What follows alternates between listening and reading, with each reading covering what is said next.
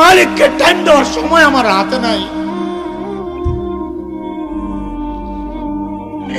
একদিন তো আফসোস কর ভাই, কি করলাম, ইয়া লাইতানি কদ্দামতু লিহায়াতি, ইয়া লাইতানি কদ্দামতু, হায় জীবনের জন্য যদি কিছু বাটাইতাম। এই দেখ আমার দিকে তাকা, আমি তো এখন আফসোস করি, আরে যৌবনের 32টা বছর শেষ করলাম, আরে কি করলাম। প্রতিদিন যদি একবার করে সুবহানাল্লাহ পড়তাম তো আমল নামায় কতগুলো সুবহানাল্লাহ জমা হইতো। আরে 2 রাকাত করে নফল নামাজ যদি পড়তাম তো আমল নামায় কতগুলো নফল নামাজ জমা হইতো।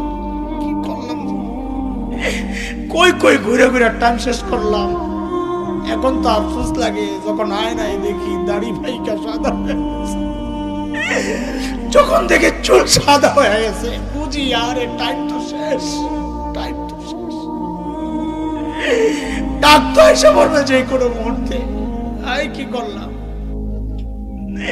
আরে ভাই আমার, মালিককে টাইম দাও, মালিককে টাইম দাও, ফালতু সময় খাইও না, নষ্ট করো না।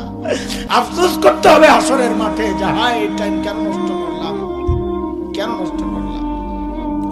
আখিরাতের পুঁজি বানাও, আখিরাতের পুঁজি বানাও। পুঁজি তো বানাইছি, কিন্তু ওই গাট্টির মধ্যে ওই আমল নামায় শুধু গুনার গুনাহ, গুনাহ।